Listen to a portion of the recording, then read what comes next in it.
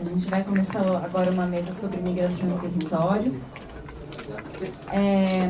para pensar basicamente como se constitui o território e a subjetividade, como que elas são articuladas, de que forma a cultura e a subjetividade se constituem como processos de identificação e também de separação, né?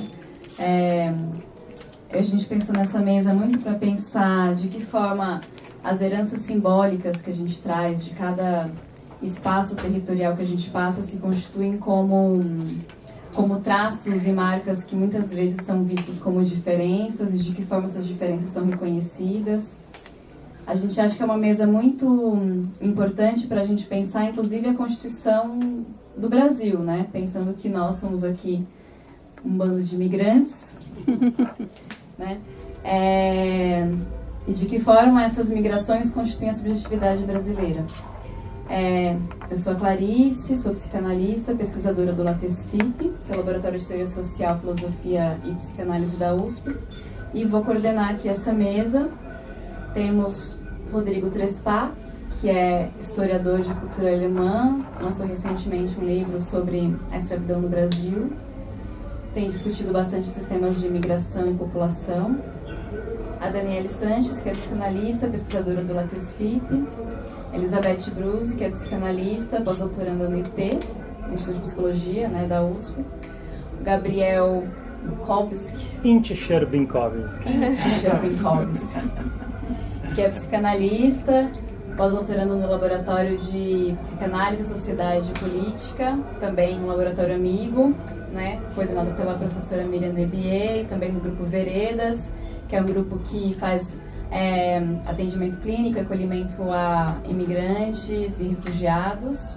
E a gente tem também a Priscila Mourão, que é psicóloga, psicanalista e nossa tradutora de Libras aqui, pensando na inclusão, né, de toda a população. Quem vai debater é o nosso psicanalista convidado, o Christian Juncker, que está aqui no plateia. Nós pensamos em começar a mesa com os aspectos históricos apresentados pelo Rodrigo. A Elizabeth vai falar um pouco sobre linguagem e tradução. Depois a gente vai falar das questões mais clínicas com Gabriel e Daniele. Então, vamos começar. Rodrigo.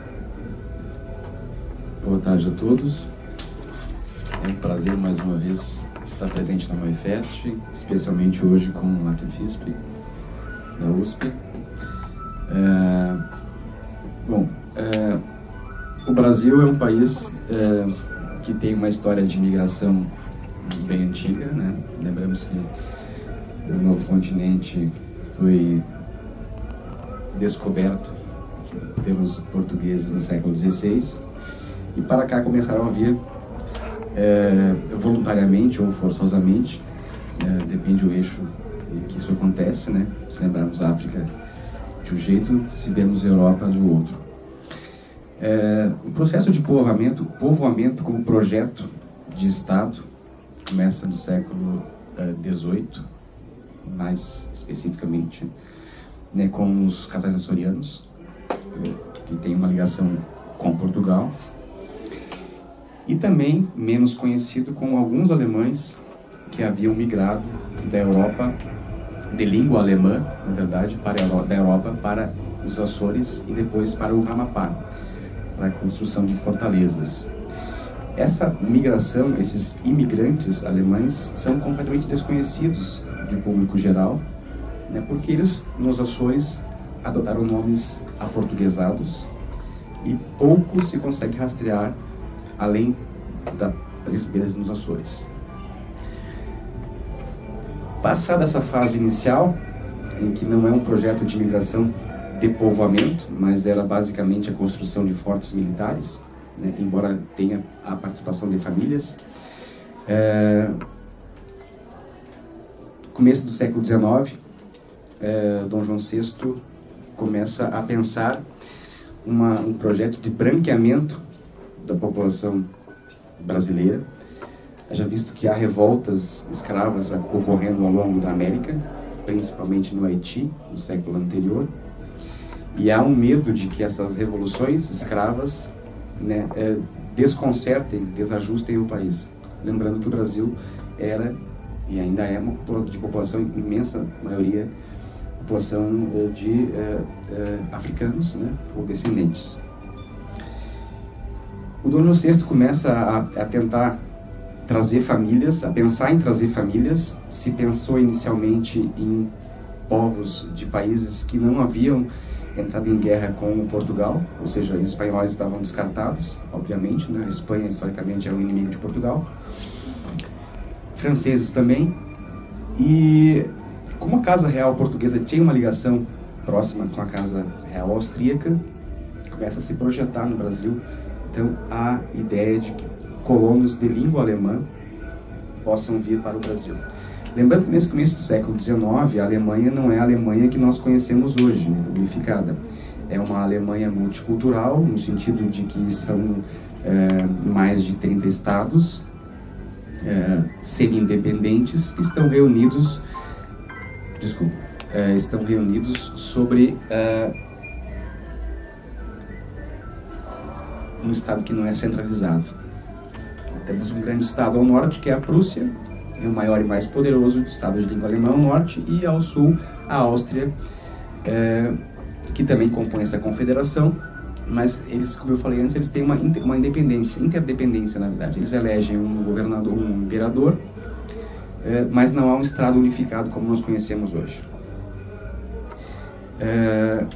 Quando o Brasil, Dom João VI, vem para o Brasil após com a invasão napoleônica a Portugal e a preparação do casamento do príncipe real, o futuro Dom Pedro I, a casa de Habsburg, que governa a Áustria e tem muita influência nos países de língua alemã, um acordo é feito e a futura imperatriz, Dona Leopoldina, vem para cá.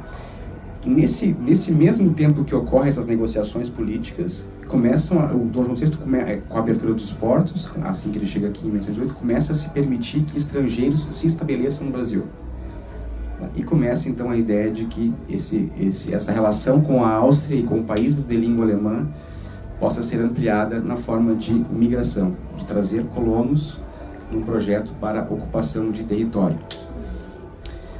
Um dos grandes idealistas desse projeto, tá, chama-se José Bonifácio. Tá? Ele tem uma ideia de que é uma ideia que já ocorria na Alemanha e na Áustria, de colônias militares. Se vai para uma fronteira, ocupar uma fronteira com soldados e colonos. Como se verá depois no Brasil, São Leopoldo, por exemplo, que é a colônia, não é a mais antiga, mas nosso governo reconheceu como a mais antiga, oficialmente, embora ela não seja. Nós temos colônias na Bahia no 16, 17 do século XIX, com esses colonos já com essa relação com o governo português de Dom João VI. Depois Nova Friburgo, em 19. Esse é o primeiro projeto financiado pelo governo, não o governo brasileiro, mas o governo português, que aqui está e que governa o Império Português, com a vinda de colonos. Normalmente a gente ouve falar que são suíços, né, de língua alemã, mas entre esses suíços de língua alemã havia muitos badenses, bávaros, que se juntaram a essa caravana para vir para Nova Friburgo. Como esse processo de mudança, transformação em que o Brasil começa a se separar politicamente de Portugal, o projeto de Dom João VI passa para o filho, agora novo governante do Brasil, e ele é dirigido pelo Bonifácio, que é um idealista, como eu falei, de criar colônias, principalmente no sul, né, porque nós temos no sul uma região de fronteira com os espanhóis, que é sempre de litígio, e esses colonos então fariam o quê? Se assentariam em fronteiras, teriam uma função militar, ou seja, se houvesse uma invasão, eles poderiam reagir a essa invasão, e também de plantação e abastecimento de cidades como Porto Alegre, que era a capital da província do Sul, no caso do Rio Grande do Sul. Isso começa em 22, já antes do processo de independência formal, né, no 7 de setembro, o José Bonifácio envia para a Alemanha o Major von Schiffer, para uns um herói, para outros um famigerado explorador de almas alemãs. Ele vai para a Alemanha, não é bem recebido na corte austríaca, porque Metternich, que é o primeiro-ministro, discorda das ideias liberais que o Dom Pedro I tem. Então ele parte para um pouquinho mais para o norte da Alemanha, se estabelece primeiro em Hamburgo, depois em Hannover, para ser os dois portos que vão enviar principalmente colonos para o Brasil. Basicamente, esses primeiros colonos alemães, e eu uso entre aspas esse alemães, porque esse conceito de alemão que nós temos hoje, de uma Alemanha unificada, ela não existia no século XIX. No século XIX é uma ideia mais romântica. A própria Leopoldina, sendo filha do imperador da Áustria, e o próprio imperador austríaco se chamava de alemão, no sentido romântico, né? Principalmente depois das invasões napoleônicas, quando os estados de língua alemã se reúnem para expulsar o Napoleão, é que se cria essa ideia de um estado alemão unificado, a semente que mais tarde vai se unificar em 71. E antes disso não há um estado-nação, como nós conhecemos, como conheceram Portugal e Espanha antes. É uma ligação mais cultural e linguística do que política. Haja vista que, inclusive, alguns estados eram inimigos, né, entre si. Então, com esse projeto iniciado em 21, né, antes da independência ainda, o Schiffer vai para a Alemanha e, basicamente, ele atrai colonos da região do Palatinado, Pfalz. Primeiro, as primeiras levas que chegam no Brasil em 24 são da região de Hessen, que é um estado no centro da Alemanha, Darmstadt, Frankfurt, Büdingen, que são cidades que vão permitir que seu excedente populacional migre para o Brasil. Em 25 já há uma mudança, passa a população do outro lado do Reno, né, o Hunsrück, Mosela, Pfalz, Saarland, a deixar partir então esse seu excedente populacional. Basicamente o Brasil, dentro do projeto, queria militares, né? Como estava expressamente proibido com o Congresso de Viena em 1815 esse transporte de militares para a América, porque se via como que as colônias americanas poderiam, como o Brasil fez, se tornar independente de coroas europeias, né? Esses militares então vêm mascarados como famílias. Esses primeiros 5.000 alemães, eu volto a falar, esses alemães a gente tem que entender como alemães dessas várias partes que não formavam a Alemanha ainda. Metade deles é de solteiros, que vão servir, vão compor os 4 batalhões do Exército Imperial Brasileiro, na formação, pós-independência. São 2 batalhões de caçadores e 2 batalhões de granadeiros. Tá? Inclusive, um deles vai servir na Guerra Cisplatina, que era esse o motivo deles terem vindo, né? Um deles, quem guarnecia a capital imperial, o Rio de Janeiro, quem guarnecia a família real, era o batalhão de granadeiros, composto por alemães, e mais tarde por irlandeses. O outro restante desses 2.500 pessoas, de origem alemã, então são famílias que vão ser enviadas, em primeiro momento, para Nova Friburgo, onde já havia uma colônia estabelecida desde 1819, e depois para São Leopoldo em 24, em 25, 26, então sucessivamente. E depois vão se criando colônias ao redor de São Leopoldo, e depois na década de 50 vão vir para Santa Catarina, enfim, a migração vai começar a ser ampliada. Me pode controlar o tempo se eu tiver, tá? Bom, dentro deste contexto de imigração alemã, que é quando o Dom Pedro I, então, defenestrado do Brasil por força política, né, em 31, o processo de imigração é cessado. Tá? Por quê? Porque o processo de imigração, boa parte do que se fazia no governo, como aliás até hoje se mantém, não era notificado ao povo brasileiro e às vezes nem ao parlamento. Tá? Muito do que era financiado para a vida de soldados e para a vida de famílias, como a distribuição de terra, não era regulada. Tanto que muitas famílias jamais receberam suas terras. Os soldados que vinham como solteiros, o governo imperial pagava essa passagem, eles precisavam servir 4 anos no exército imperial, então depois de 4 anos, se tivessem sobrevivido as agruras da época e das suas andanças, né? Nós temos, como eu falei, o 27º Batalhão de Caçadores, que vai lutar na Guerra Cisplatina, o 28º Batalhão de Caçadores vai lutar na repressão às revoluções no Pernambuco, né, contra o Império, e os 2 batalhões de ganadeiros ficam no Rio. Então, aqueles que sobrevivessem esses 4 anos, conseguissem, então, eram enviados basicamente para o Sul. Alguns escolheram a Bahia, para o Friburgo, mas a grande maioria foi para o Sul, foi para São Leopoldo, e aí lá receberam terras para dar seguimento, então, a esse povoamento. A segunda colônia criada no Sul é de 1826, é a minha área de pesquisa, que é no litoral gaúcho, que também é pouco conhecida, né? Porque largada, né? Porque investida num lugar isolado, ermo, dentro de um projeto também tipicamente brasileiro, que é a ideia do Fernandes Pinheiro, que era o governador da província, em Torres, que é uma praia famosa, turística hoje, de construir um porto e ali estabelecer famílias alemãs que guarneceriam esse porto e também famílias alemãs que construiriam colônias em volta para a produção agrícola. Como o Porto de Rio Grande, historicamente até hoje, é problemático na sua passagem pelo estreito, enfim, de chegada ali, a ideia do governo era construir um porto mais próximo da capital do Império, né? Então, e próximo da capital da província, que era Porto Alegre, são 100 quilômetros de diferença.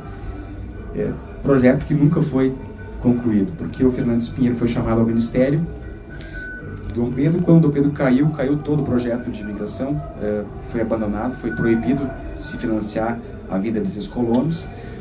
O porto que foi projetado jamais foi construído, está lá que o Rio Grande do Sul só tem o Porto de Rio Grande até hoje, e vai ficar aí de 30, 31 até a década de 50 sem uma migração formal.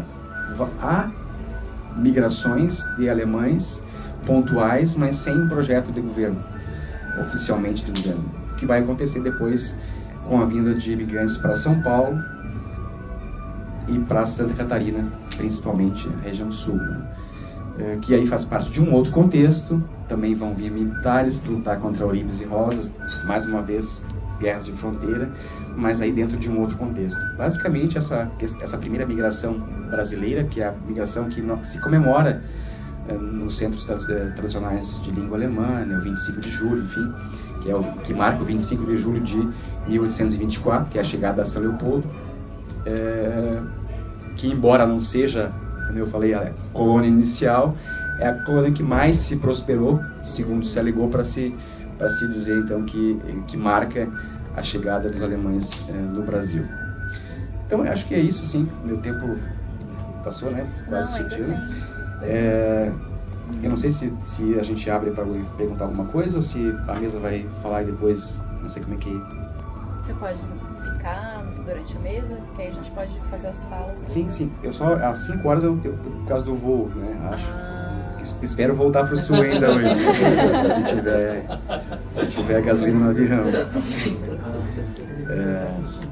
Então é isso, assim, é um projeto muito pontual, né? O primeiro projeto tem a ver com o governo, envolve o governo português, né? Coroa portuguesa, e é passada ao governo brasileiro que recebe essa, né? Eu sempre digo que é uma independência sem ser independência, porque na verdade é uma transmissão de poder, né? Alguém concede, alguém que o pai, no caso do Dom João VI, concede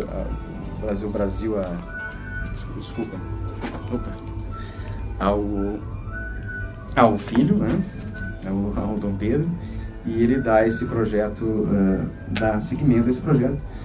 E eu considero que um dos principais idealizadores desse projeto, embora se diga hoje que a Leopoldina, né, toda a questão de mãe da imigração alemã que ela recebeu, né, ela tinha mais uma ligação afetiva por ser de origem alemã, de falar a língua alemã. Ela recebia no Porto do Rio de Janeiro esses alemães que chegavam, né, fazia a tradução para Dom Pedro, então mais afetiva do que realmente participação política, que na verdade ela tinha pouca influência.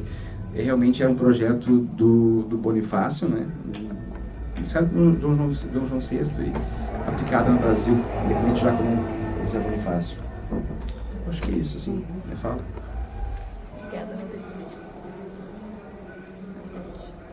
Desculpa o celular, Ricardo. Eu achei interessante porque aqui nessa mesa tem 3 gaúchos, né? Para falar sobre migração. Uma paranaense. Paulista mesmo. Mas 3 gaúchos.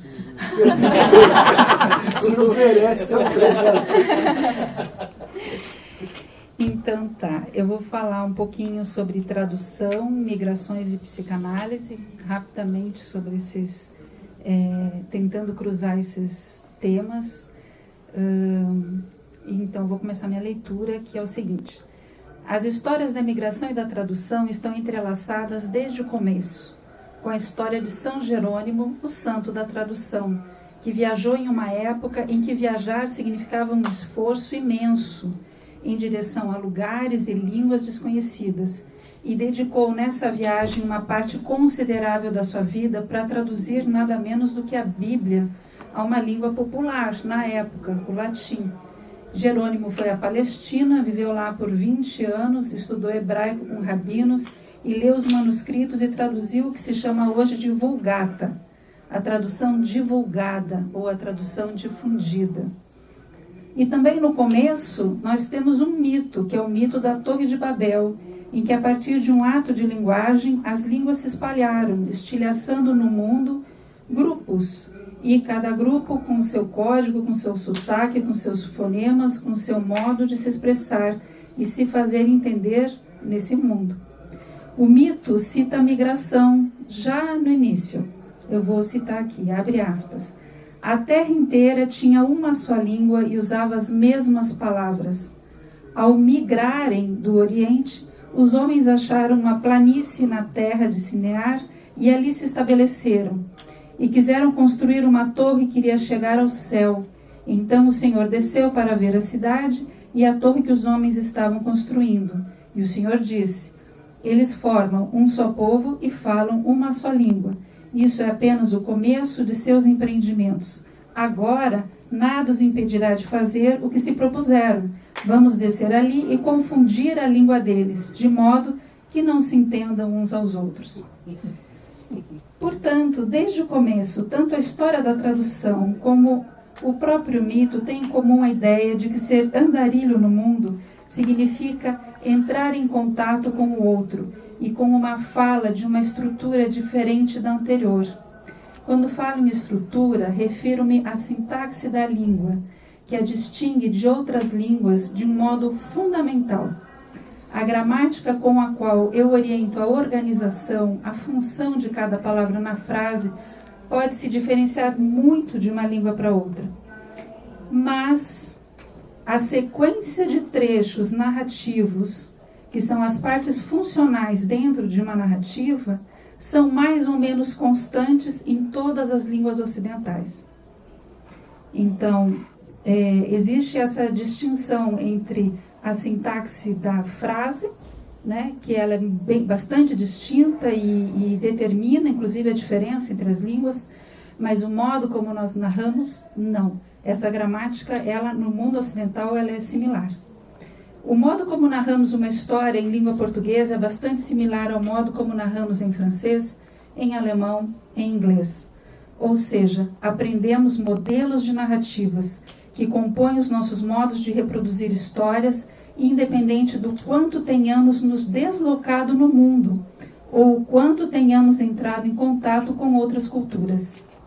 A tradução entra justamente aí, desde sempre, quando um viajante, como Marco Polo, que viu na China algo para ser contado, o Hans Staden, eles veem algo experimentando sabores diferentes e se experimentando enquanto seres humanos em sua própria diferença.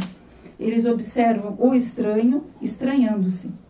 São plantas, flores, cheiros, animais e corpos que nunca haviam visto antes.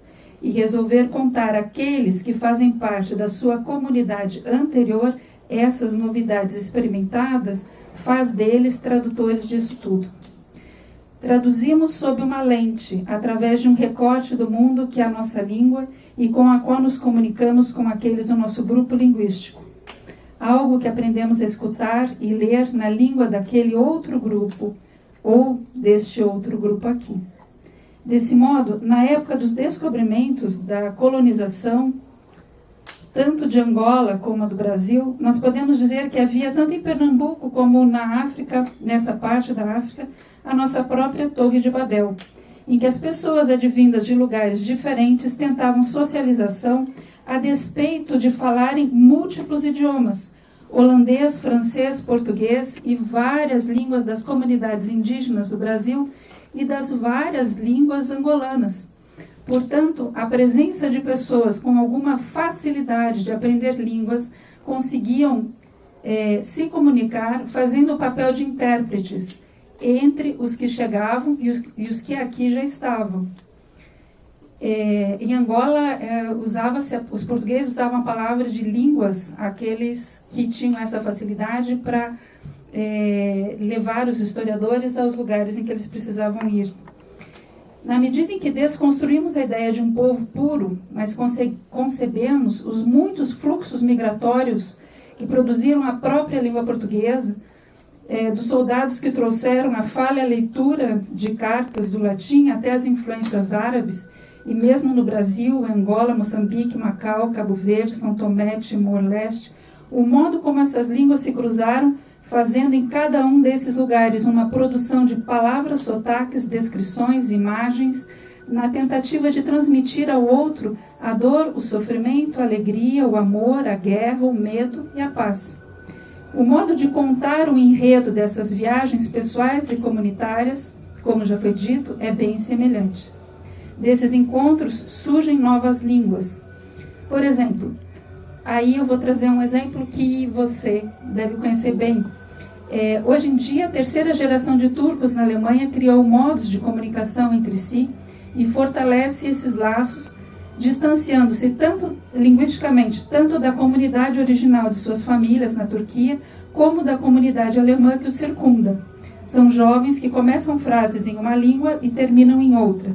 Jovens que modificaram palavras que, a princípio, conseguem compreender e falar o alemão e, eventualmente, conseguem falar o turco. Esse é um evento que eu gostaria de colocar, que também existe no Brasil. Portunhol. Por exemplo, o portunhol, o exemplo que eu ia trazer era justamente do alemão, que ele estava trazendo. Tem uma frase aqui que eu queria colocar, que se em alemão... É que eu entregue? Boa ideia. Não, peraí, eu fico com uma segunda.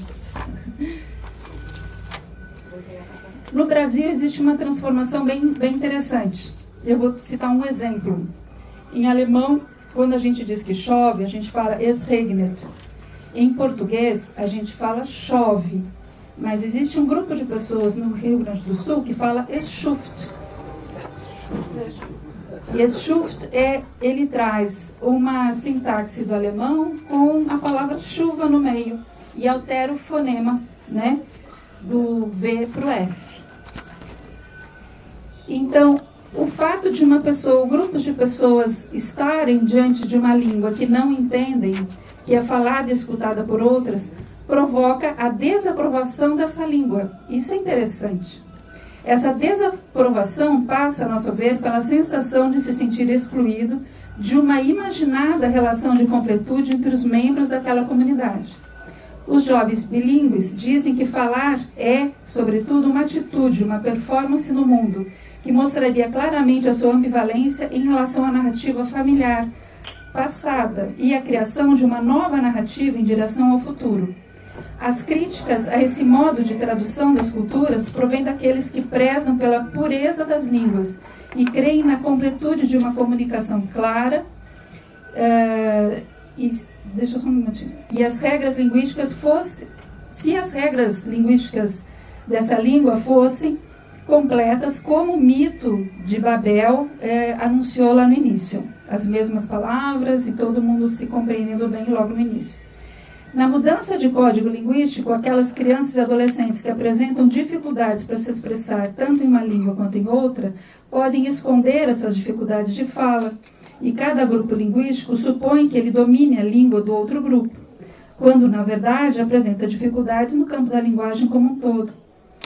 O relato de uma jovem de 19 anos nos mostra que ela acredita que essa mudança de código deriva de uma incapacidade de expressão. Tá. Essa seria uma técnica para conseguir ajuda em um idioma quando se tem problemas em outro. Tem mais 2 páginas. A partir de Homi Bhabha, que é um autor bem interessante que fala sobre esse tema, a gente pode inferir que o bilíngue costuma ser visto pelo outro como um incapacitado, um cidadão a menos, um meio ser humano, que não se expressa total e unicamente por uma só língua e não nasceu exclusivamente naquela comunidade linguística em questão que o exclui. Portanto, o indígena no Brasil, mesmo aquele que fala português, costuma ser visto como alguém que não sabe falar português e dificilmente ele é reconhecido como um bilíngue ou até um poliglota. Frequentemente, os membros de uma comunidade bilíngue costumam ser considerados menos do que seres humanos, nesses casos, né? E a história do Brasil nos conta da aniquilação de comunidades indígenas até hoje, em que muitos deles falam português. E existe uma constante surpresa anunciada na mídia quando um membro de uma comunidade indígena consegue sucesso acadêmico, como se ele tivesse passado a ser quase um cidadão inteiro, um menos incapaz, quase um membro de um grupo linguístico exclusivo apenas. Como nesse processo de migração e tradução, podemos nós, a partir da psicanálise, escutar aquele que nos procura. O que se pergunta na sociedade é que tipo de cidadão você é, e a solução apresentada, quando muito, é uma escola de línguas, como se a língua, o aprendizado da língua fosse a questão. Mas com que língua trabalha a psicanálise? A psicanálise trabalha, nesse contexto, com o idioleto, com um modo mais íntimo como nós usamos a língua para nos expressar. Com as palavras da infância, com o sotaque que faz jogo, brincadeira, com sons engraçados, com as palavras adultas, com o palavrório e o palavrão. Com a mistura das línguas, com as palavras inventadas, enquanto se inventa um jeito de falar do sofrimento e recriar a vida. Recriar a vida em uma narrativa. E aqui eu gostaria de apresentar um relato pessoal que talvez seja interessante ser transmitido aqui. Que embora eu não tenha nascido em uma família bilíngue, pois meu pai e minha mãe falavam português, era ali que confluíam na minha infância as várias línguas das minhas tias, avô, que me contavam histórias. E com as palavras dessas línguas, nós construímos a nossa história na contação das nossas próprias histórias. O alemão, proibido em lugares públicos, o pequeno livro de orações, as rezas recitadas, livros em letra gótica, a tia com a caligrafia belíssima e impossível de se imitar, e também o francês do meu avô, do outro avô, trouxe histórias sobre o hábito de leitura, que deixou cartas e cartas e cartas escritas à mão, decifradas, traduzidas, lidas e choradas pelas mulheres da família. E quem me escutou nesses restos de línguas que estavam à sombra da minha história foram analistas que ou sabiam dizer a palavra estrangeira que deflagrava esse universo de lembranças e associações, ou sabiam fazer de conta que sabiam. E foi nesse contexto de escuta que um analista me disse seriamente que estava fazendo um glossário psicanalítico do alemão, e me entregou dúzias de palavras impressas no papel, e a partir dali eu me senti muito mais à vontade para falar de mim, para estudar a psicanálise, misturando palavras e tecendo a minha própria narrativa.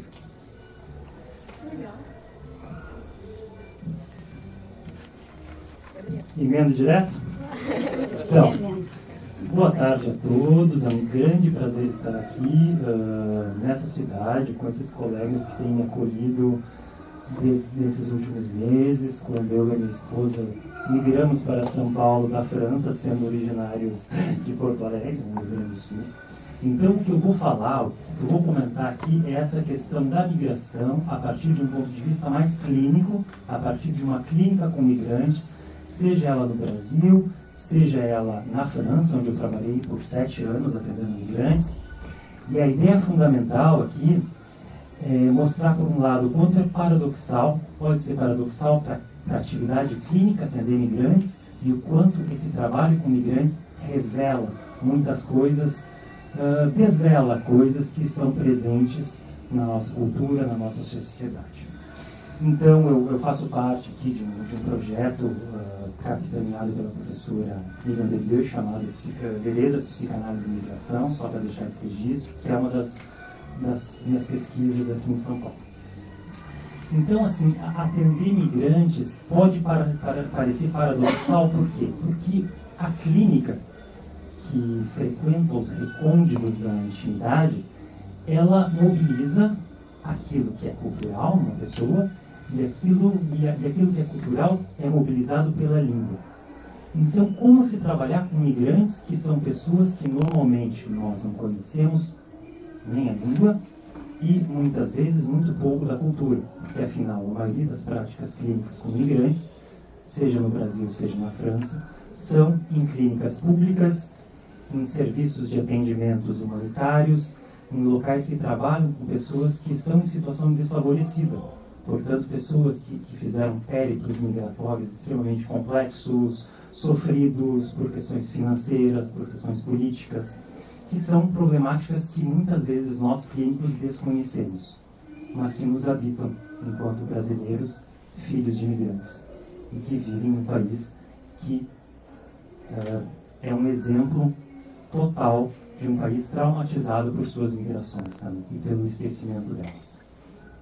Então, falar de clínica com migrantes também é paradoxal, porque os migrantes sofrem por migrar, mas eles também sofrem pelas suas vidas. E isso é um ponto de partida para toda a clínica. Então, o que a gente tem que falar é que, na verdade, como o professor Christian tinha dito hoje de manhã, quando a gente atende pessoas que não são das nossas línguas, das nossas culturas, a gente, frequentemente, é obrigado a nos guarnecer de saberes que vêm da antropologia, da sociologia, das ciências políticas. Isso acaba paulatinamente mudando os nossos dispositivos de escuta e a nossa compreensão dessas pessoas que a gente atende e as nossas compreensões de nós mesmos, né? Isso, para mim, é uma questão que é verdadeira na clínica com migrantes que eu tenho feito aqui e na clínica com migrantes que eu fiz na Europa. A minha questão de imigração, ela é obviamente pessoal. Eu nasci numa Torre de Babel. Como eu disse, salientei meu Gabriel Incher-Binkowski, porque eu tenho família alemã de Hamburgo, austríaca, italiana do Vêneto, polonesa de lugares diferentes. Então eu nasci um pouco nessa mistura de línguas, com línguas das quais eu era mais próximo e línguas que me eram interditadas, como o polonês, que era a língua para mulheres. Cresci em colégios alemães, em festas alemãs e polonesas, então eu estou aqui numa cidade quase desconhecida para mim, num bairro que eu frequento pela primeira vez, num espaço que eu conheço desde a minha infância, que é muito legal também. Então, essa questão da clínica com migrantes, ela revela muito para um clínico da estrangeiridade dele mesmo, né? E para mim, essas estrangeiridades que eu tinha na minha vida, elas acabaram sempre ressoando para os pacientes que eu tinha. No Rio Grande do Sul, com a nossa formação imigratória, com a presença de uma população negra que sofre muito também, deu para notar logo no início da minha formação que as pessoas tinham uma ideia muito difusa sobre as suas origens familiares, havia uma amnésia sobre as migrações familiares, às vezes um nome perdido em uma cidade. As pessoas frequentemente gaguejam para falar dos seus antepassados. É uma coisa que eu notei muito como psicólogo, assim, né? E isso me fez investigar muito a história do Brasil, assim, ver que primeiras leituras da psicanálise propôs sobre esse tema da brasilidade, que é algo que aparece no Brasil nos anos 30, com intelectuais nodais da cultura brasileira, como Gilberto Freire, Sérgio Buarque de Holanda, Caio Prado Júnior, que propõem uma certa ideia do que é o ser brasileiro, a ideia da cordialidade, de uma certa democracia racial, que a gente sabe hoje que não é. Por exemplo, a própria etimologia de brasileiro é o traficante de pau-brasil. Então tem algo gravado na nossa palavra morta. E é muito interessante que tem um livro de 34 chamado Brasil, País do Futuro, do Stefan Zweig, que era esse é um dos grandes intelectuais do século XX, que vem ao Brasil pedindo asilo, né, quando se aproximava a Segunda Guerra Mundial, e ele negociava naquele momento com o governo Vargas vistos para que judeus pudessem se instalar no Brasil, que o Brasil pudesse ser essa pátria de acolhimento que ele achava que era naquele momento. E o Stefan Zweig, assim, até nesse livro, Brasil, País do Futuro, que ele escreve, ele era muito surpreso assim, com a cordialidade entre raças aqui. Ele diz coisas como: o Brasil superou a questão racial ao ignorá-la. Ou ele diz coisas como: as crianças brasileiras de segunda geração já se dizem brasileiras e não falam a língua dos seus pais. Que naquele momento ele achou maravilhoso, mas que tem uma violência imensa nisso, né? Esquece, não saber a língua dos seus pais. Enfim, Stefan Zweig, seu projeto falha, ele comete suicídio de forma trágica em Petrópolis. Então, assim, para dizer que a gente tem uma relação muito terrível com a imigração no Brasil, apesar de a gente ter sempre um esforço em algumas comunidades imaginárias, como o Rodrigo falou, algumas comunidades que conseguem festejar o seu pertencimento, que foi muitas vezes criado aqui. E até é bem interessante que tem uma coisa no Brasil, que existia um projeto para que em 2020 o Brasil fosse de uma população branca. Eu acho que isso é uma coisa bem marcada. Então isso é a ponta do iceberg, assim, em relação a todo esse mal-estar que a gente tem com essa questão de estrangeiro, e que muitas vezes é mobilizada quando o Brasil se confronta novamente com o estrangeiro, que é o que está acontecendo hoje, porque nós bem sabemos, como foi dito antes, que o Brasil fecha suas fronteiras a partir dos anos 30, mantém essas fronteiras extremamente fechadas durante a ditadura militar. Inclusive a lei de imigração, que valia até muito pouco tempo atrás, tratava o estrangeiro como uma ameaça. E essa lei acabou de ser mudada recentemente. Então eu fui trabalhar na França para fazer pesquisa, mas acabei sempre trabalhando com migrantes. E a minha impressão ao chegar na França, que eu acho que é a impressão de muita gente quando vai para a Europa, uma impressão automática e refletida, do automatismo, ele é muito revelador da gente também, é que aquilo é uma invasão territorial. Quem são essas pessoas que estão na França, que eu imaginei que era outra? Uma França multicolorida, multirracial, de muitas línguas, de muitos cheiros, de comidas variadas, de línguas diferentes por toda a parte, né? E esse mal-estar com a diversidade racial e social também habitava o coração daqueles meus colegas, daqueles meus conhecidos franceses, europeus, muitas vezes filhos de imigrantes, né? Tanto que quando eu cheguei na França, a grande discussão era a lei do niqab, que era a proibição em espaços republicanos de qualquer coisa que escondesse o rosto, né? Então eu disse republicano porque, assim, trabalhando na França, estudando na França, fui percebendo que a França tem essa cultura republicana e laica. A escola, a educação, a assistência social, tudo é da República, as pessoas se formam nela, todos frequentam a escola pública, e as escolas privadas que existem respeitam uma certa modalidade de educação que é pública também. E as pessoas lá, mal ou bem, elas têm inscritas nelas uma certa ideia de que as coisas públicas são patrimônio delas e da nação. Então, se gera uma relação muito diferente com o que é público. O que é público é nosso e deve ser respeitado. Isso vem da formação da França nos últimos 100 e tantos anos, especialmente. Então, o que acontece com esses migrantes que estão na França? Assim, por que essa preocupação em relação nessas questões com a clínica, com migrantes? Porque se há migrantes lá, eles têm que ir para a escola pública, eles têm que estar na educação pública, eles têm que ser atendidos por psicólogos, por psiquiatras, por psicanalistas que estão em serviços públicos, que atendem essas populações, né? E isso mexe com as estruturas, né? Então, vamos dizer assim, a clínica com migrantes na França, ela vem um pouco, ela aparece com o fim dos impérios coloniais europeus, com o fim da dominação francesa em colônias na África e na Ásia, com as guerras coloniais, que são muito violentas e que escondem nos seus arquivos barbaridades tão grandes ou maiores que a Segunda Guerra Mundial. Maiores não, mas tão grandes quanto, vamos dizer assim. Então a França, ela sempre pensou as suas populações coloniais desde a colonização no século XIX. Por exemplo, existia até os meus colegas médicos que fizeram faculdade nos anos 60 e 70, tiveram disciplinas de medicina colonial, doenças do terceiro mundo, psiquiatria colonial, que depois foi uma espécie de reforma psiquiátrica muito interessante que ocorreu em colônias francesas, que dizia que os colonizados, eles sofriam tanto pelo seu sofrimento, pelas suas patologias, quanto pela colonização, que era violenta e que tinha efeitos devastatórios nessas pessoas e em suas famílias, que abalava a estrutura da sociedade.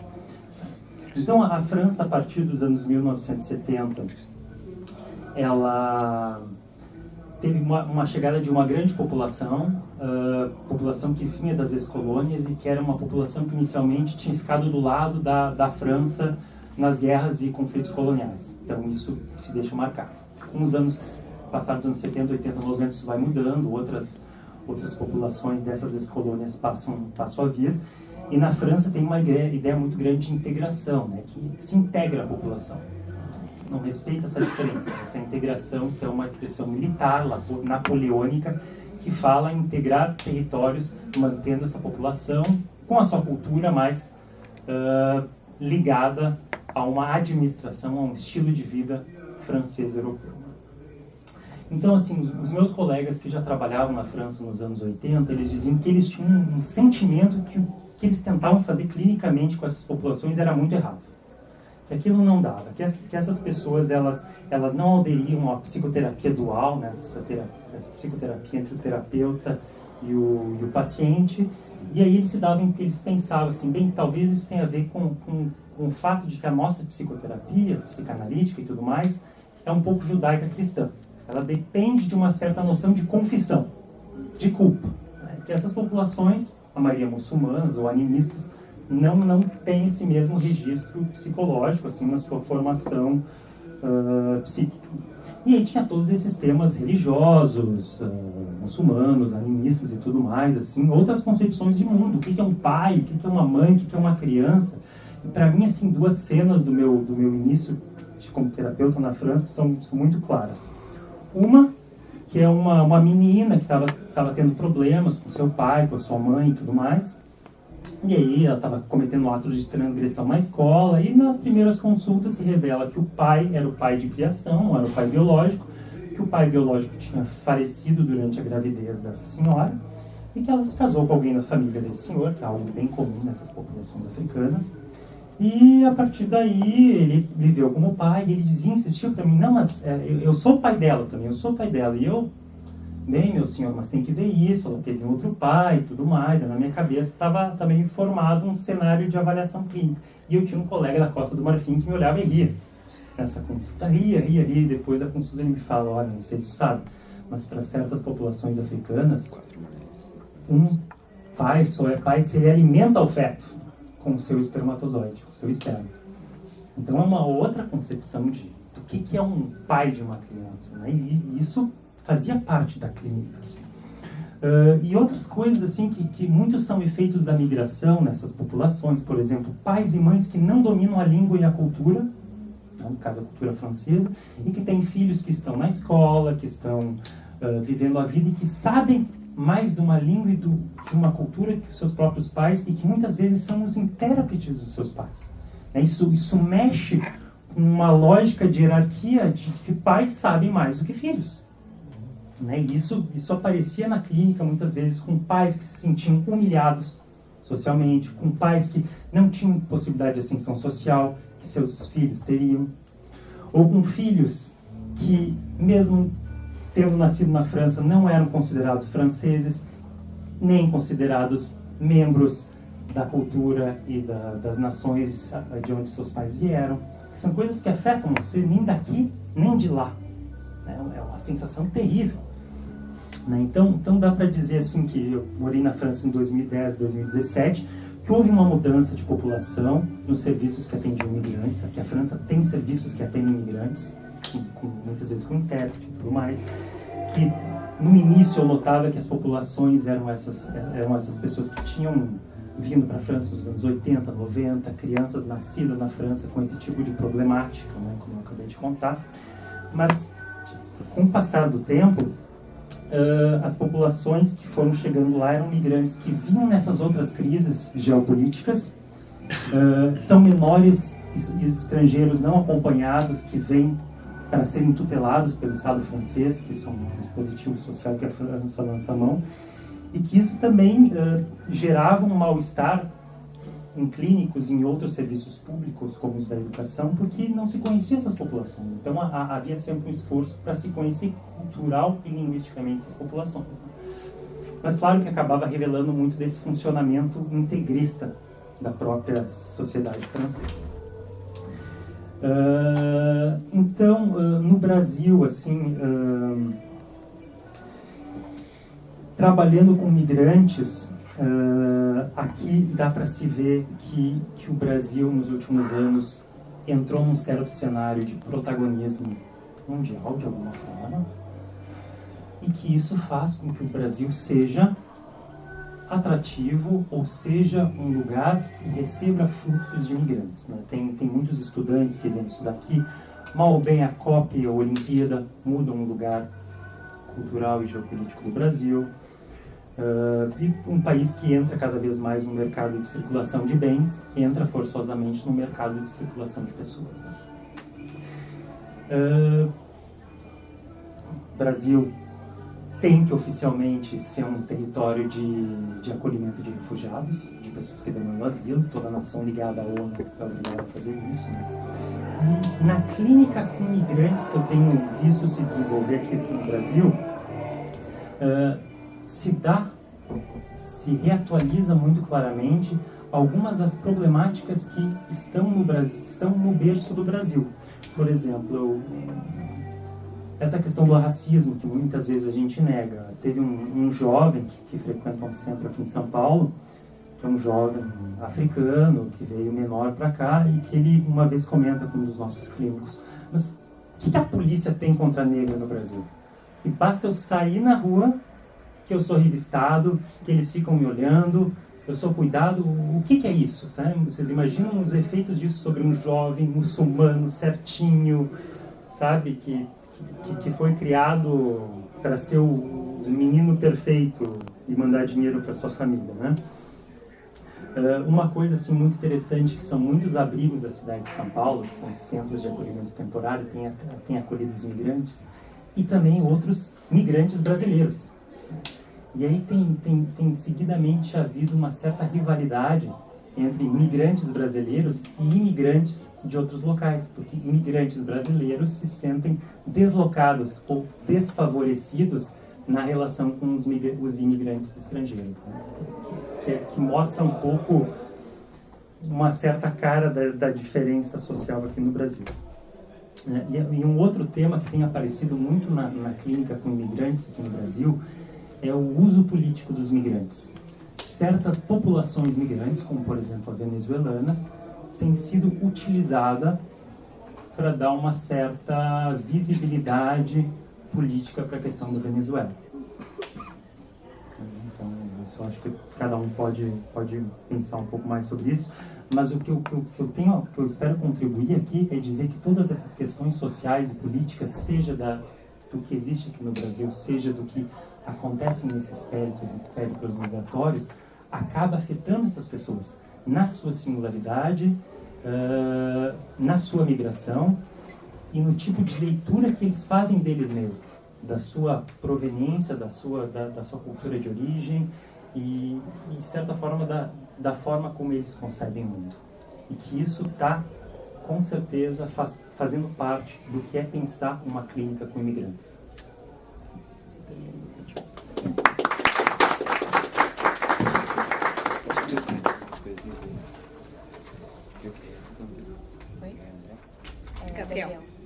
Gabriel, permita-me só fazer algumas considerações que eu acho interessante. Primeiro, que eu sou apaixonado por Stefan Zweig, eu gosto muito das biografias dele. Ele tinha doutorado em História, né, na Áustria. Ele é um judeu austríaco, com uma cultura, volto a dizer, alemã também, né, no sentido de esse romantismo alemão. E eu acho ele fantástico, assim. E realmente ele fez uma imagem, passou por problemas, né, fugiu da Europa, fugiu da Áustria, quando a Alemanha fez o Anschluss, depois foi para a Inglaterra e para a França, eles foram bombardeados pelos nazistas, ele fugiu para os Estados Unidos, aí veio para o Brasil começou a entrar na guerra com os torpedeamentos dos submarinos e ele acabou se suicidando junto com a esposa Lott em Petrópolis. Mas só para mas quando tu fala da França, essa França que tu encontrou, essa França europeia, branca, eu acho interessante porque assim, a França tem no século XVIII, XIX, pré-revolução francesa, um contato muito grande com a América na questão dos escravos. Por exemplo, Alexandre Dumas, né, um célebre escritor francês, o pai dele era filho nascido na América, né, filho de uma escrava negra com um marquês francês, né. E havia muito essa miscigenação na França, mas a gente sempre tem o esquecimento, como tu falou, né? Nós pautamos aquilo que é positivo, aquilo que nós queremos ver lá com essa França europeia e esquecemos aqueles que são... O próprio Alexandre Dumas era marginalizado porque tinha pele escura, né? Embora fosse um fantástico romancista. E a França também, no pós... quando tu fala das questões coloniais, né, a França enviou boa parte das forças francesas que lutaram na Primeira Guerra Mundial eram forças coloniais, vinham de suas colônias. E na Segunda Guerra Mundial, e aí eu quero fazer uma ligação com aquilo que a gente vê, né, ou aquilo que a gente quer ver do outro, né, e que sentido a gente dá para a liberdade, por exemplo, de um migrante. Quando a Alemanha nazista invadiu a França, e ela foi ocupada até quase o final da guerra, Charles de Gaulle se refugia, né, na Inglaterra e brada por liberdade nos microfones da BBC, liberdade, liberdade, liberdade. Então, quando a França assim, retomada das mãos dos nazistas, a primeira coisa que quando acaba a guerra, né, a Segunda Guerra Mundial termina no contexto europeu e político da Europa, há uma ebulição na África francesa por liberdade, porque eles foram até a Europa lutar por liberdade. Então nós queremos liberdade. A primeira coisa que o Charles de Gaulle faz, o governo francês estabelecido faz, é o quê? É bombardear as suas colônias que haviam lutado ao seu lado por liberdade, né? Então é liberdade para quem? E o olhar do outro, né, sobre aquele... Eu acho isso bem interessante. Quando tu falou, eu me lembrei de lembrar desse fato, fazer um paralelo com essas questões da França, como tu se referiu ali. Eu também queria fazer uma parte de meio minuto, Clarice, não vai. Quando eu falei em Três Gaúchos, e a Daniela, que também vem do Sul, eu me referi ao fato de que a migração no Rio Grande do Sul ela é muito recente. E quando a gente está falando de migração nesse aspecto, a gente está falando do vô, do pai, da tia, de todo mundo que está muito próximo, né? Então, não que aqui também não haja netos e filhos de imigrantes, mas eu estou falando de uma história muito recente do país, nesse sentido.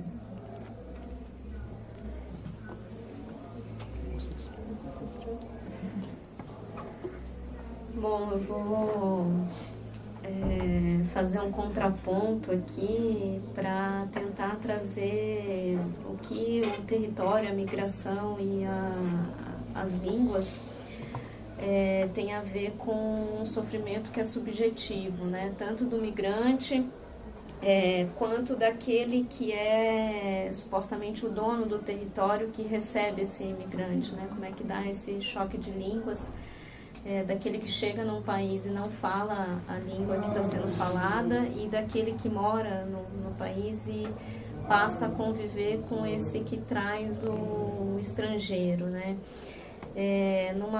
Numa mesa aqui composta por psicanalistas e tomando um pouquinho o tema da manhã, né, a gente falando do papel da fala, da voz, aqui eu queria introduzir o tema do silêncio, né, no contato clínico com os migrantes, que o silêncio ele costuma ser também um objeto de rechaço, num movimento quase que automático de que precisamos dar voz, né? Essa pessoa vem de fora, ela precisa falar, né? A gente precisa tentar dar expressão, né? A ideia de que o silêncio ele é sempre patogênico, né? E aí eu queria pontuar uma função diferencial e talvez organizadora do silêncio, tanto para aquele que sofre, que participa de um processo de migração forçada, né, os refugiados, por exemplo, quanto daquela criança que ela é trazida, né, um pouco antes da alfabetização, aqui para o Brasil, por exemplo, e os pais, às vezes a gente recebe, por exemplo, criança no consultório, que o pai fala uma língua, a mãe fala outra língua, e ela está sendo alfabetizada no colégio brasileiro em português, né? Então, qual é a via de regra, né, para a constituição subjetiva para essa criança? A gente percebe que ela demora muito a falar, né? E aí vem uma série de convocações dessa criança de que então ela precisa ser assistida, de que ela precisa abrir um espaço de fala para ela. E o que a gente percebe é um fenômeno muito curioso, que sim, ela demora um pouco, né, para começar a entrar na linguagem, mas a partir do momento que ela entra, todas as línguas vão juntos, né? Então ela demora mais para acessar, e a partir do momento que acessa o código, ela não acessa primeiro um código e depois o outro código. Todos os códigos em ação, eles vão juntos, desde que os pais tenham preservado a própria língua, né? Então, por exemplo, se o pai é venezuelano, que ele tenha preservado no contato com essa criança o espanhol, que ele não tenha tentado transmitir a ela o português via o espanhol que ele tem, né? Porque ele vai transmitindo um código inteiro, né? E a mãe também. Então, nesse caso, a gente tem, por exemplo, uma função do silêncio, que é uma função de um tempo de espera, né? Quase que a criança está organizando qual estrutura significante faz parte do código, né? Então, esse tempo de espera, então por que não é interessante ficar convocando a criança a falar mais rapidamente, porque isso atropela subjetivamente esse tempo organizador que ela tem, né? Então, esse silêncio não é necessariamente o signo de um sofrimento dessa criança, né? Porque esse signo de sofrimento é uma suposição de que, como ela vem de uma família estrangeira, então ela está sofrendo culturalmente, porque ela não está acessando o que os amiguinhos estão conversando, ela não está acessando a maneira de vestir, e não é necessariamente isso, né? Embora esse elemento possa entrar também. Algo muito diferente costuma se passar e aí talvez, Gabriel, você possa dizer um pouquinho sobre isso, né? Quando a gente dá supervisão para os jovens analistas que vão escutar os refugiados, o quanto eles reclamam do silêncio deles, né? Que eles não falam, eles não conseguem transmitir a experiência, uma espécie de reivindicação daquele que está ali disponível para escutar, uma queixa, né? Não é uma reivindicação, é uma queixa, que as pessoas estão ali dispostas a escutar, mas quem deveria falar não consegue falar, né? E aí a função do silêncio, ela parece entrar por outra ordem, muito mais propriamente dentro de uma tese, né, que o Lacan coloca na teoria dos discursos, que o saber nunca corresponde à verdade, né? Saber e verdade nunca vão se tocar, né, na teoria dos discursos do Lacan. Aí a convocação para que esses refugiados falem e eles tentem se expressar e criação de dispositivos, né, de convocação com essa fala, ela acaba talvez atropelando um outro tempo que não é aquele tempo da criança para organizar o código, né? É o fato de que eles passaram por tantas experiências que eles sabem que tem pela frente duas operações, né? Primeiro, uma operação de tentar transmitir numa outra língua aquilo que ele pensa na língua dele, né? Então essa é uma operação A. Mas tem uma outra operação B, que é a que é determinante para o silêncio, que é o fato de que nada do que eu vá falar terá condições de acessar a verdade do que eu vivi. então é melhor que eu silencie e que eu comece a entrar no outro código. Né? Então é melhor que esse que fala uma outra língua, quase como se ele tivesse que fazer a operação daquela criança ali. Né?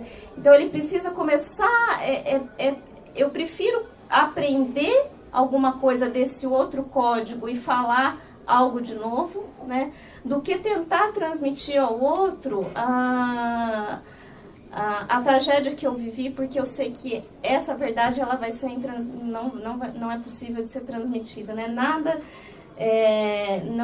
isso não é exatamente uma novidade, né? No campo psicanalítico, uma experiência muito parecida, a Clarice citou Benjamin, né? De manhã, né? Os soldados voltavam mudos, né? Da guerra, né?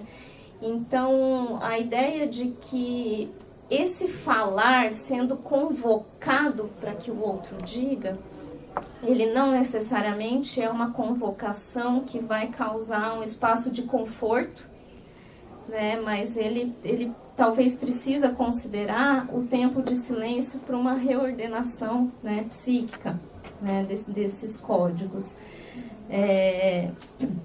Só para concluir, né, isso vale, quando eu anunciei, né, que a gente pode falar um pouco de quem recebe, né, os migrantes. Não é raro a gente escutar piadinhas assim, né, aquele meu vizinho alemão é meio estranho, não conversa com ninguém, né, ou a família lá que mora lá embaixo, né, a família dos italianos são esquisitas, ou a ideia de que o silêncio daquela família que vem de um território outro, ele é interpretado como antipatia, né? Como uma espécie de recusa. Eu estou aqui querendo te receber e você não...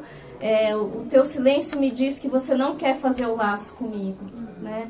Então, essa espécie de preconceito, né, de que o silêncio ele carrega o ruim, né? A ideia de que...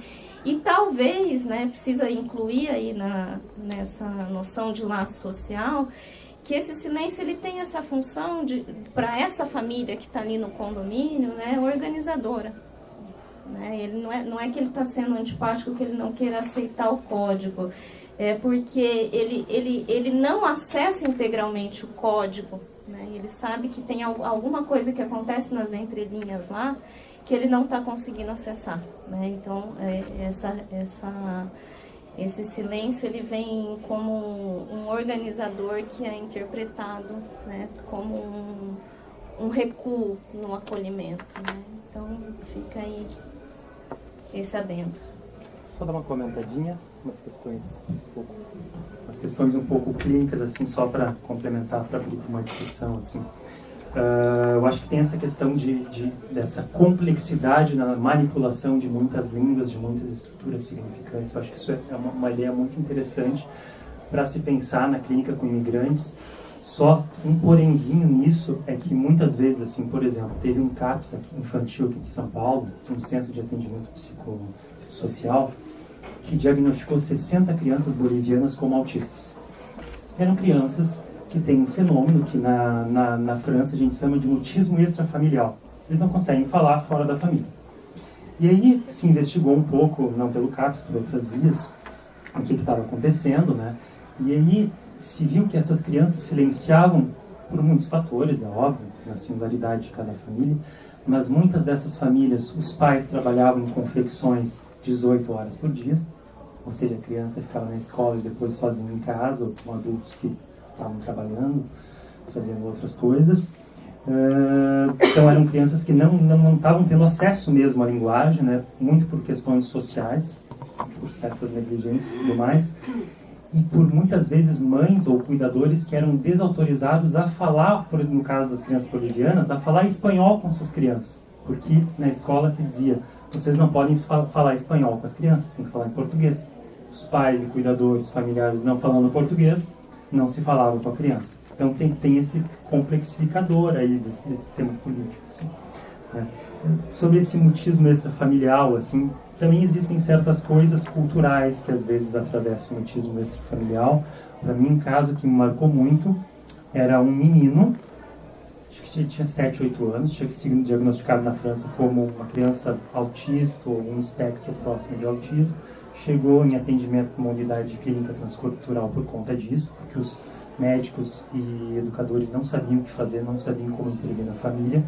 Uma mãe morando há 27 anos na França sem falar nada além de bonjour, e um pai que trabalhava o dia todo. E aí, se investigando um pouquinho mais, tinha uma complexidade maior do ponto de vista cultural, que em determinado momento a família, já criando uma certa empatia com os profissionais do serviço e com os outros que estavam atendendo elas há bastante tempo, eles acabam dizendo, olha, é que tem um ponto. Em cada geração da nossa família, tem uma criança que é habitada por um djinn, por um gênio, por um espírito. E essa criança não vai falar, a não ser que ela seja iniciada em certas técnicas mágicas. E aí, para a gente entender e pensar isso, e dialogar com isso num serviço público, é uma negociação muito grande.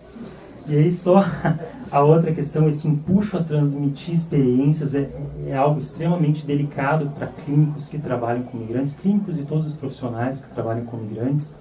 Vocês imaginem, por exemplo, um migrante que tem que provar que ele tem um traumatismo psicológico para receber um asilo. Ele tem que descrever uma experiência que para ele é impossível de ser descrita. E nas nossas políticas públicas no mundo todo, a gente impõe isso às populações migrantes. Por isso, muitas vezes, obtém asilo por traumatismo psicológico aqueles que conseguem narrar uma experiência e não aqueles que perderam as suas capacidades de experiência. Em tese, os que menos precisam. Exatamente. Então, essa é outra questão, assim, mas eu acho que uma coisa assim que eu vivi muito em espaços de clínica transcultural foi entender que muitas vezes um paciente precisa de muito tempo só para dizer que está tudo bem e que ele não precisa de atendimento, porque se ele dissesse alguma coisa a mais do que se está tudo bem ou um silêncio mais patogênico, ele desabaria. Então talvez essa função de uma certa continuidade e regularidade da clínica ajuda muito. E o último ponto, assim, já que tu tocaste na questão do condomínio, assim, que era uma coisa que se via muito na França, que muitos pais com filhos adolescentes que estavam nessa entre dois mundos culturais, não sendo nem de um nem do outro, havia sempre a fascinação com o radicalismo, que por vezes é o fundamentalismo religioso, por vezes é outro tipo de radicalismo, como por exemplo, só como a comida da minha cultura, da minha gastronomia, só falo a minha língua, só frequento pessoas da minha língua. Tem esse fechamento nesse condomínio, nesse gueto de imigrantes, que alguns psicólogos na França já teorizaram, dizendo que seria interessante para uma saúde pública pensar que seria mais interessante que imigrantes ficassem isolados nos seus territórios, com as suas escolas e tudo mais. Deu uma série de problemáticas em torno da etnopsiquiatria na França, que é todo um outro capítulo muito interessante de se comentar. Que interessante isso. É interessante que, observo que vocês falam da atualidade, né, a gente consegue fazer um paralelo com o passado, né? Muito grande. Com os alemães, especificamente que é a minha área de atuação, tudo que foi falado aqui até agora ocorreu com imigrantes alemães. Por exemplo, na Segunda Guerra Mundial, quando a língua foi proibida, né, pelo Vargas, não só o alemão, também o japonês e o italiano, né, mas eu falo de uma experiência própria. A minha família, meus avós, bisavós não falavam português, só meu bisavô falava português. E, enfim, dificuldade, meu avô foi proibido de falar o alemão, porque era proibido e o meu bisavô foi preso, foi abordado, ficou por falar a língua alemã publicamente, né? E aquela espécie de caça às bruxas, né, de que todo mundo é nazista, enfim, embora realmente houvesse alguns espiões, obviamente a maioria da colônia alemã não tinha nada a ver com questão política, embora sobreviver. Ainda mais no interior do Rio Grande do Sul, enfim, pouco poderia contribuir com a indústria alemã, enfim, mas aquela caça às bruxas E aí faz esse relato, né, que tu falou da questão de proibir a língua, né, e uma questão que se falava muito na época de que por que o alemão não tinha aprendido o português, né. E aí, a parte histórica, né, o governo brasileiro jamais investiu em escolas públicas de língua portuguesa. Foram poucos os lugares em que essas escolas tinham escola pública em língua portuguesa. A maioria tinha escolas vinculadas à igreja luterana, no caso do específico meu, né. O pastor fazia a questão de pastor, de prédica religiosa, e também de ensinamento, ou ele ou a esposa, de ensinamento de alfabetização da língua, né. Como ele só falava português, todo o material que recebia da Alemanha era em alemão, né, obviamente queria transmitir, sem nenhum apoio de governo, a língua alemã, né. Isso se manteve durante mais de um século. Então isso é cortado, não se pode mais falar. Imagina o impacto que tem isso nessas colônias, né. Então acho que faz um paralelo bem legal assim com o que vocês falaram antes, que é uma coisa que é atual, né, mas que já vem que outras experiências migratórias passaram por os mesmos problemas, né, de proibição de língua, de como interagir, como o imigrante, no caso do alemão, por exemplo, imagine no começo do século XIX, o país oficialmente católico, como o Brasil, recebe uma leva de imigrantes que não falam a língua portuguesa e, para complicar ainda mais, não tem o mesmo credo religioso. Ou seja, para o alemão era proibido externar a religião, né? A igreja luterana não poderia ter torres nem cruzes, porque isso era da igreja católica. Então, tem toda uma complexidade de aceitação e ao longo dos séculos XIX, só foi permitido externar que aquele prédio era uma igreja luterana no final do século XIX. Então, assim, quase 70 anos de imigração e toda essa confusão entre o poder público não saber o que fazer com essas... Chama eles para vir, faz parte de um projeto, mas a interação ela é complicada e aí acaba o alemão se tornando, como tu falou, né, que eles tendem que se retraem e se juntam só em colônias, não falam com o de fora, não falam com o que tem uma outra língua ou que tem uma outra religião, porque isso faz parte. Então, eu acho que esses paralelos são bem interessantes, assim, bem uma coisa histórica que é bem aquele que fala com sotaque é o menos. Sim. E não o bilíngue. De fato ele é o bilíngue, mas quando ele está se comunicando ele fala com sotaque, por ser falar com sotaque ele é meio. Isso meu avô não aprendeu até os 10, 12 anos, depois ele não falou mais, porque, enfim, era proibido, e ele gravou para os filhos dele também que falar alemão era algo ruim, fazia feio, né? Mas aí que entra a psicanálise, olha que legal. Aí você começa a traduzir, recupera toda a sua história. Trabalha com migrantes, né? Acho que podia abrir para o Cristian. Queria fazer a pergunta. Queria fazer uma pergunta específica sobre o desejo de retorno. Porque frequentemente a gente vê assim na clínica que o sujeito interpreta esse mal-estar, que é o sentimento de estar fora de lugar, né? Que não estou onde eu devia no mundo, na língua, no desejo. E quando você tem um suporte cultural para isso de uma imigração, ele diz, é claro, eu estou fora de lugar porque o meu lugar é lá, né? É na Alemanha, na França, no Senegal, enfim, eu tô deslocado, né? E isso cria uma espécie de projeção, assim, de que uma vida bem realizada, talvez não a sua, mas dos seus descendentes, é uma vida que vai voltar para o lugar onde ela pertence. Faço a pergunta em função do contexto paulista, mas brasileiro, de que uma boa educação é uma educação bilíngue.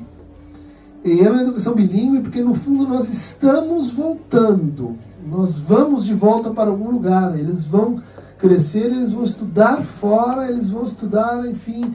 Eu tenho passaporte italiano, o outro tem espanhol e etc. Como é que vocês leem os efeitos, eu diria assim, patológicos do desejo de retorno? Só queria dar se ele estava presente nas colônias, por exemplo. Sim, queria um exemplo bem... Porque o colono que veio para cá veio de uma Alemanha que está saindo está entrando numa revolução industrial, mas está saindo de uma guerra napoleônica. Enfim, a maior parte não era rico, como assim... O pessoal acha, a Alemanha... Associa o alemão do século XIX com a Alemanha de hoje, né? É a poderosa Alemanha de hoje. E não é uma verdade, a maior parte, a grande maioria eram miseráveis, né? A minha família mesmo o imigrante tinha vários filhos que haviam ido a óbito por miséria, por fome.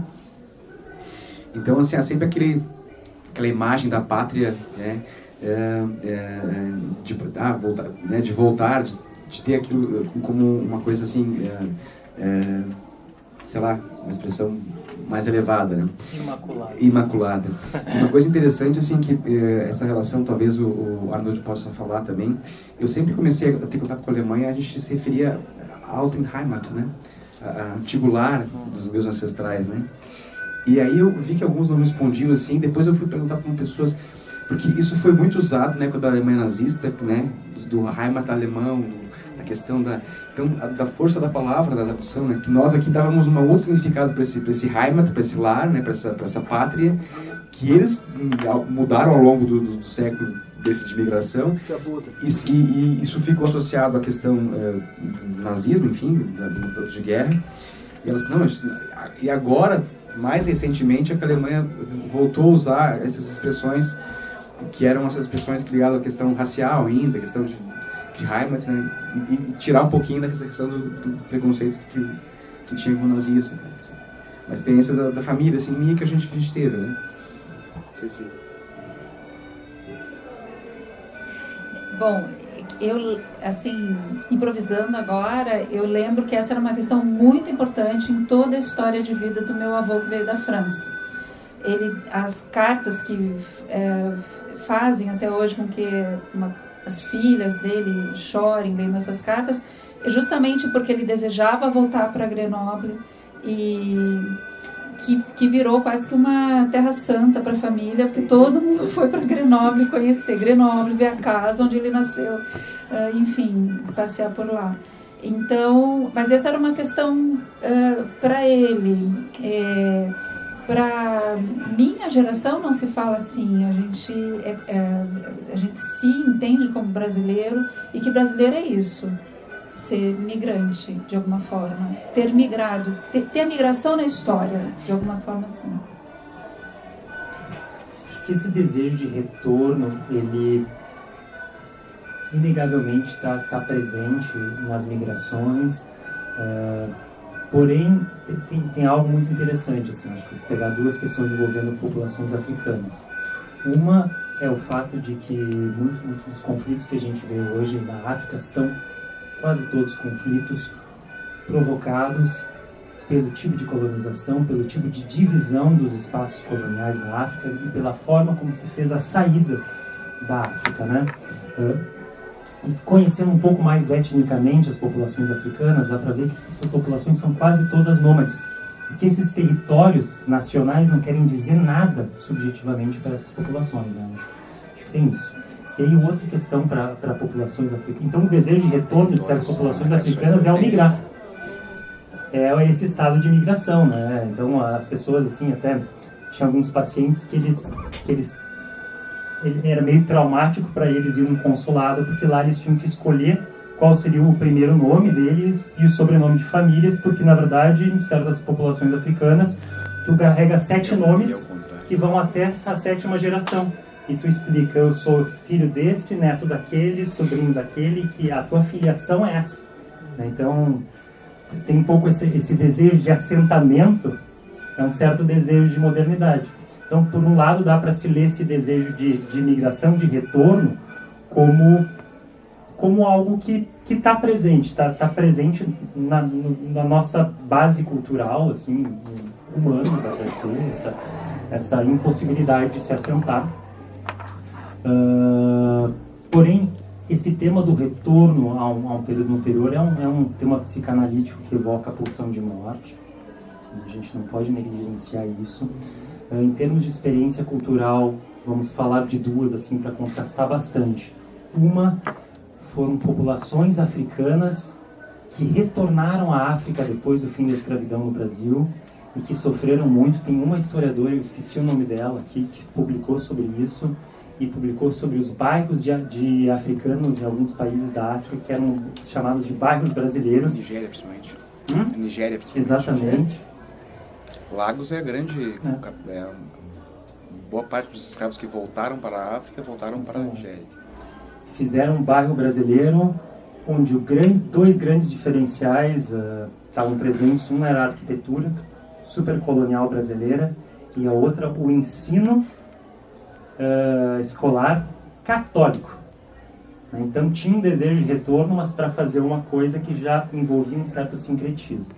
Mas quanto a isso que tu está te referindo, Christian, dessa questão do bilinguismo, de ter um passaporte, eu acho que isso acabou se configurando um uso da cultura mercantilista, né? Um uso da cultura exclusivista, em que eu me diferencio do outro, não por receber algo que era do meu antepassado e tudo mais, mas por um trabalho que me coloca dentro de um público exclusivo. Assim, eu acho que tem certas leituras que também evocam uma pulsão de morte, aí que desvelam essa certa agressividade, a raiva que tem em relação ao outro aqui no Brasil, que é algo muito presente, assim, que é uma lógica condominial, para te citar.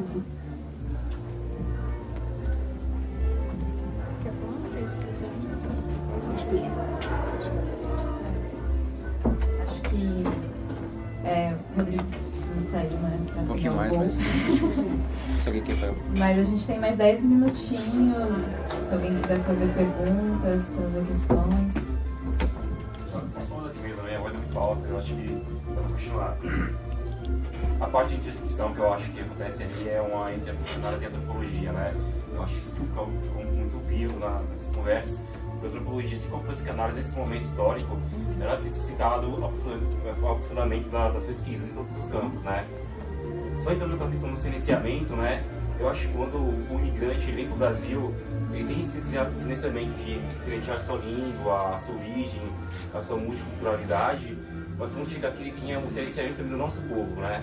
É muito complicado, porque chega aqui com um certo silenciamento, nosso povo também é silenciado. Ele tem um segundo silenciamento, porque é o se calar diante do silêncio dos outros.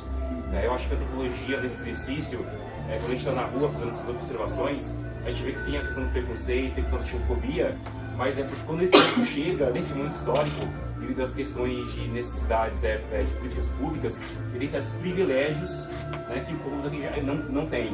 Então, esse debate acaba ficando um pouco mais difícil de se fazer, uma vez que esse silêncio aqui já é algo endêmico, né? É difícil as pessoas poderem se expressar, falar.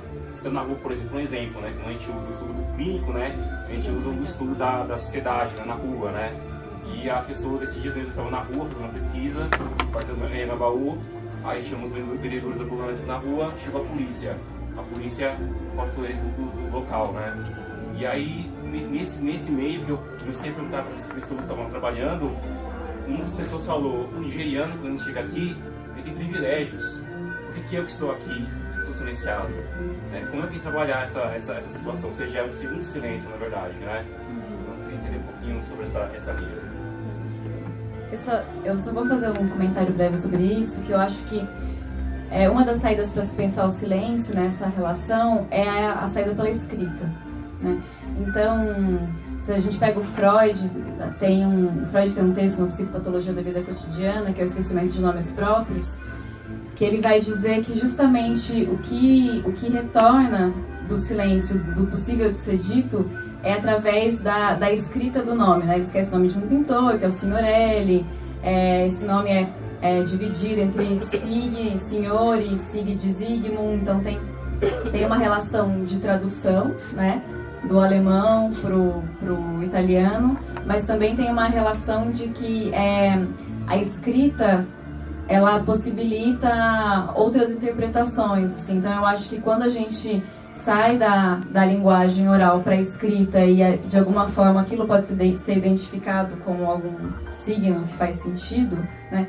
A gente consegue talvez trazer um outro tipo de significação que não seja desse silêncio do calar que você está dizendo, né? Estou me sentindo calado, mas um silêncio que possa abrir para outros sentidos e trazer novas relações dentro do território, assim. Por isso que eu acho importante, assim, a questão da Manifest. E eu sempre faço questão de vir aqui, fazer uma propaganda pro Delfino, porque realmente assim, é muito gratificante ver.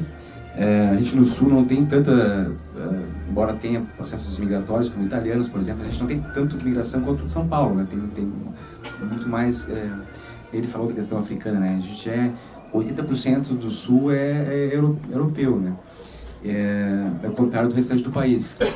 Então, assim, eu acho muito legal essa questão, porque é óbvio que tem alguns entraves, tem algumas dificuldades, mas é legal porque propõe um diálogo. Propõe nós temos aqui árabes com judeus, né? A gente normalmente tem olha, são inimigos, né? Não, eles não são inimigos. Se eles se conhecerem, se eles se aproximarem, se houver diálogo, há possibilidade de convivência, de trocar ideias. Assim como, assim, por exemplo, a gente está numa festa de rua, que lembra a imigração alemã, que a gente lembra do Eisbein, do Schopp, a gente está numa conversa aqui de universitários, né? Isso eu acho muito legal. Então, assim, a democratização do conhecimento, também, essa relação que a MyFest tem, que eu acho que é fantástica, assim, que propicia esse diálogo com esses diversos imigrantes que a gente tem. Acho para mim, é uma experiência fantástica. Assim. Só para concluir, ontem, na reunião que a gente teve lá, na exposição dos livros, né?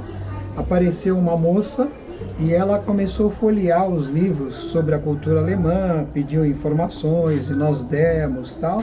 Aí de repente eu perguntei, você é de origem germânica? Ela falou, não, eu tenho uma formação toda hebraica. Inclusive ela tirou a blusa e me mostrou a tatuagem do símbolo hebraico e tal, e ela falou, eu estou curiosa de aprender com vocês. Muito bacana isso. Vai exatamente em conformidade com o que ele falou. Eu acho legal isso. Eu acho que para mim, pelo menos assim, particularmente, uma experiência fantástica. Eu sempre faço questão de vir, divulgo sempre que possível o evento, porque transcende essa questão de imigração. E eu fico sempre, captou bem o que a gente quer dizer, né? Que passar, que é ser além da imigração alemã, embora seja uma comunidade hoje alemã e tem alguns vínculos com a imigração alemã ainda, mas transcende essa questão de só alemães. Eu acho que isso é importantíssimo. E deveríamos ter no Brasil mais eventos assim, de forma democrática, de forma em que a gente possa expor e dialogar com diferentes culturas. Eu trouxe os meus filhos quando nas participações e acho isso fantástico, assim, para mostrar que a gente é um exemplo que deve ser seguido, né, em relação aos migrantes. Eu espero que realmente esse evento é gratificante nesse sentido, mas que ele se expanda mais, né? A gente ainda como agora sim é sociológico, né? Essa parte não pode faltar, que é realmente uma expansão do nosso povo, né? Eu acho que as fronteiras ainda assim internas são muito graves. A festa é maravilhosa, mas a gente vê uma fronteira racial muito grande, né? A gente vê a nossa negritude aí não podendo participar de uma forma democrática, no sentido de vir aqui poder comer um lanche, etc. Mas somente de trabalhar durante a festa inteira e aproveitar só parcialmente, né? Eu acho que é uma olhar também que a gente tem que levar com simplicidade, né? Ainda mais nesse momento que a gente continua com questões sérias raciais no Brasil. Agora os imigrantes, em grande parte imigrantes negros, né? Imigrantes do Oriente Médio, que chegam aqui já com preconceito de fora, de certa forma, uma questão ocidental tão grave quanto. Mas quando chegam aqui, são bem acolhidos, mas ainda têm as dificuldades do Brasil, né? As suas distâncias raciais, territoriais, inclusive, como a gente fala, sujeitos periféricos aqui, a gente não vai ver tanto quanto... É o que eu sempre digo, a gente tem que ser multiplicador de boas ideias, né? E daqui ser o centro irradiador de ideias que possam para promover o diálogo, né? É um exemplo que pode ser seguido e ampliado, né? E claro que não está longe da perfeição, né? A gente tem que ter, eu acho que uma coisa que a gente precisa pautar sempre é que o respeito ao próximo, né? As diferenças e a educação. Essa que é a transformação que a gente precisa para o Brasil. Muito obrigado pela sua...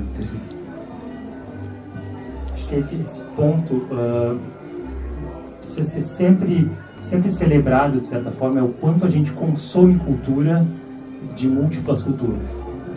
Por exemplo, a gente tem essa música brasileira que é extremamente efusiva e integrativa, de certa forma.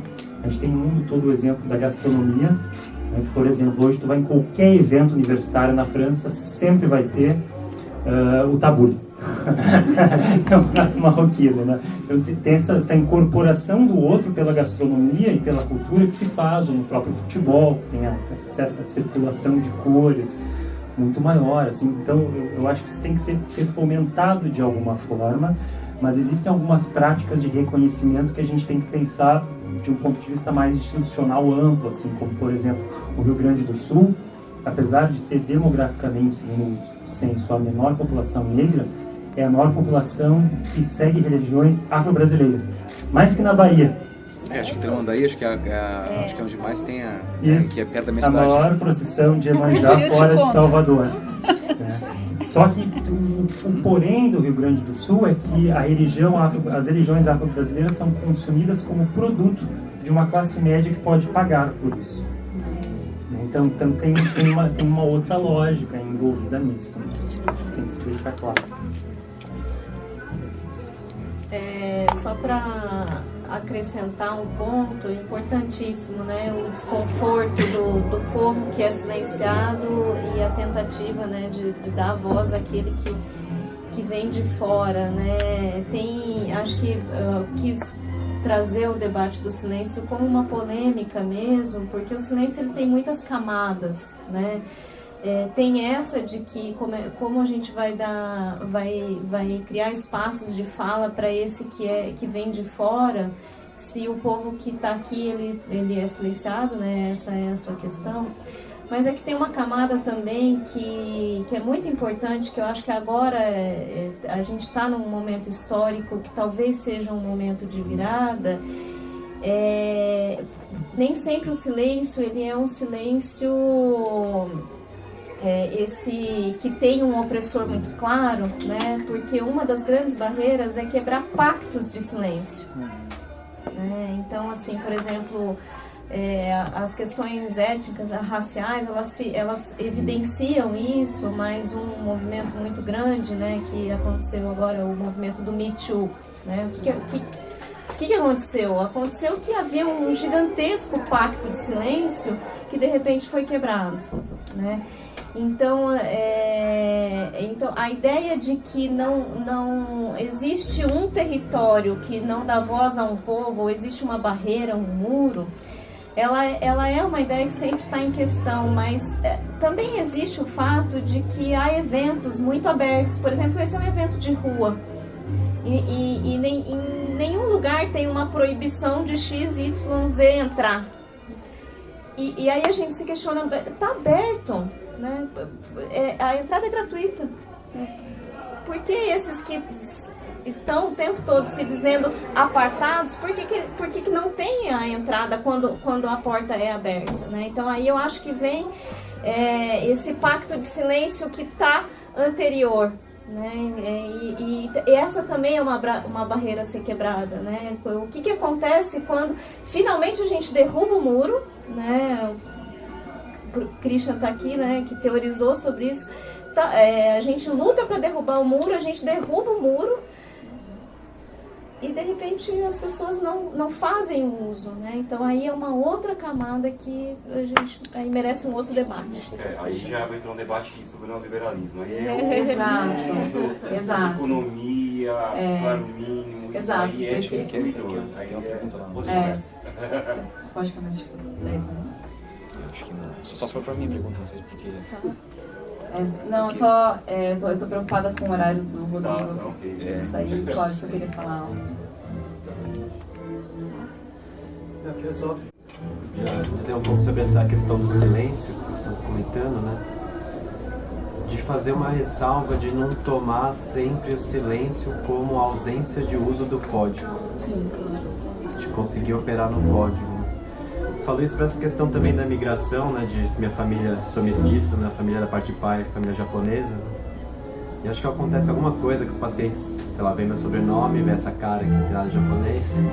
Eu recebo muito paciente mestiço, japonês, né. E um fenômeno migratório que aparece bastante é de a família veio para o Brasil, aí deixa a criança aqui para ir trabalhar no Japão. O pai e a mãe vão e deixam.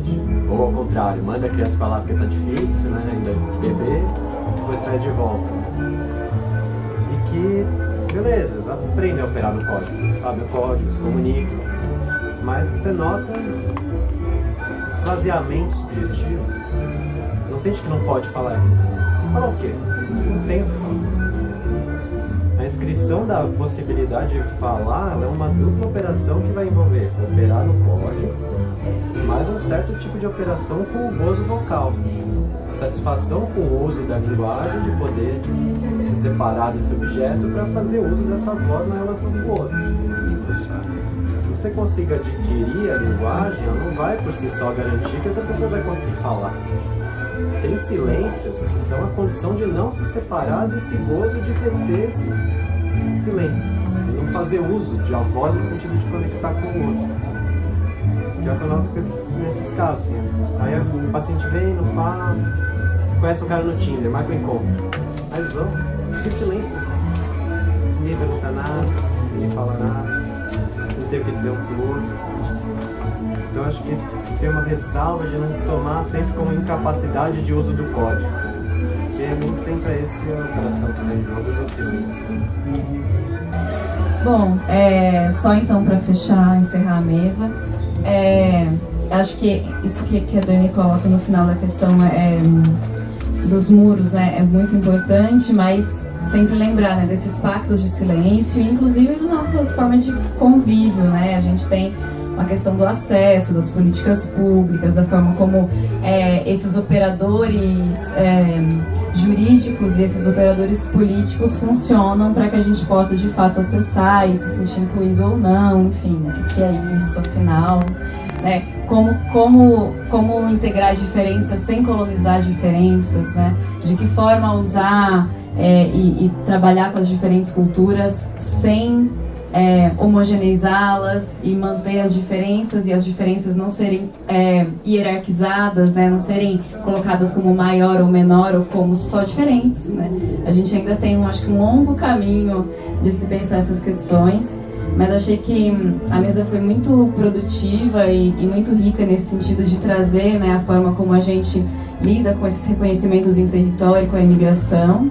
Queria agradecer aqui todos que estavam aqui na roda com a gente, Rodrigo, a Priscila, Gabriel, Elizabeth, Dani, o Christian, todos aqui que participaram, estiveram presentes, o Delfino, como curador, que sempre estava super próximo, compôs aí com a gente todas as ideias. Muito obrigada, gente, vamos tomar chopp.